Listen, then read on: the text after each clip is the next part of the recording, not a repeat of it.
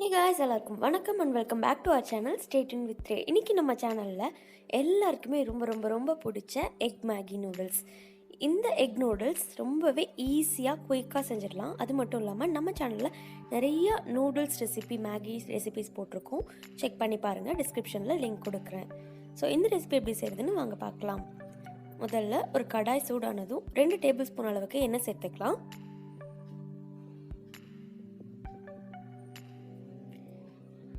எண்ணெய் சூடானதுக்கப்புறமா இது கூட 1/4 டேபிள் ஸ்பூன் அளவுக்கு சோம்பு சேர்த்துக்கலாம். சோம்பு நல்லா வெடித்து பொரிஞ்சு வரட்டும். அப்போ தான் அதோடய ஃப்ளேவர் எல்லாம் நல்லா இறங்கியிருக்கும். இது கூட ஒரு பெரிய வெங்காயம் சின்ன சின்னதாக சாப் பண்ணி எடுத்து வச்சுருக்கேன், அதையும் சேர்த்துக்கலாம். வெங்காயம் நல்லா வதங்கி கலர் சேஞ்ச் ஆகி வரணும். இப்போ இது கூட ஒரு தக்காளி நல்லா சாப் பண்ணி எடுத்து வச்சுருக்கேன், அதையும் சேர்த்துக்கலாம்.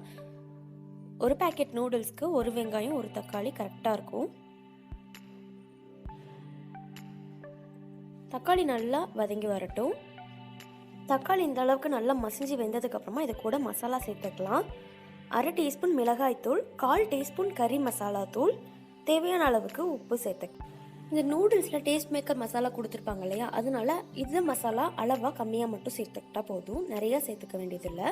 இது எல்லாத்தையுமே சேர்த்து அந்த பச்சை வாசனை போகிற அளவுக்கு ஒரு 5 செகண்ட்ஸ் வதக்கி விட்டிங்கன்னா போதும்.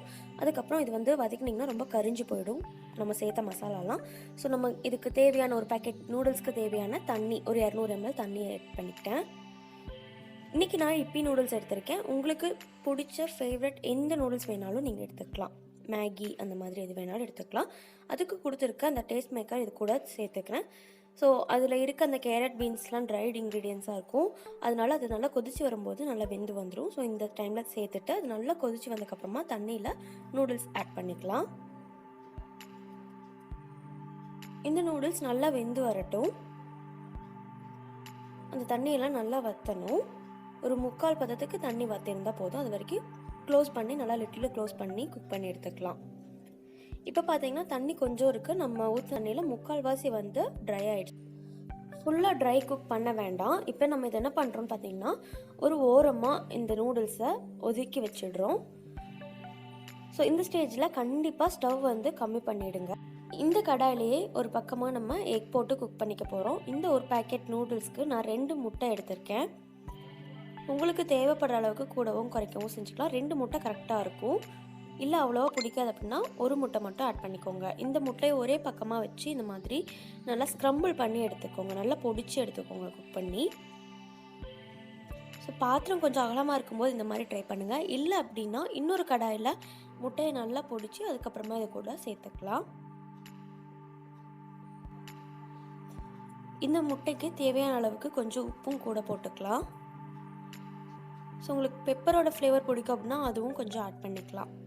ஸோ முட்டைக்கு அது ரொம்பவே நல்லாவும் இருக்கும். முட்டை நம்ம இந்த மாதிரி போட்டு குக் பண்ணும்போது நூடுல்ஸ் ரொம்பவே டேஸ்ட்டாக இருக்கும். இப்போ பார்த்தீங்கன்னா நல்லா முட்டை குக் ஆகிடுச்சு. இப்போ இது கூட மிக்ஸ் பண்ணிக்கலாம். இதுவே நீங்கள் முட்டையை தனியாக அது கூட நூடுல்ஸ் மேலவே உடச்சி விட்டிங்க அப்படின்னா குழன்னு இருக்கும், சாப்பிட்றதுக்கு அவ்வளோ விருப்பப்பட மாட்டாங்க அந்த மாதிரி இருக்கும்போது. ஸோ கண்டிப்பாக இந்த மாதிரி ட்ரை பண்ணி பாருங்கள், அவ்வளோ டேஸ்ட்டாக இருந்துச்சு. எப்பயாவது செஞ்சு சாப்பிட்றதுல தப்பே இல்லை. இப்போ கடைசியாக இறக்கிறதுக்கு முன்னாடி கொஞ்சமாக கொத்தமல்லி சாப் பண்ணி எடுத்து வச்சுருக்கேன், அதையும் போட்டு ஒரு டைம் மிக்ஸ் பண்ணிடலாம். இப்போ இதை சர்வ் பண்ணுறதுக்கு ரெடி ஆயிடுச்சு. இந்த வீடியோ உங்களுக்கு பிடிச்சிருந்துச்சுன்னா லைக் பண்ணுங்கள். தேங்க்ஸ் ஃபார் வாட்சிங்.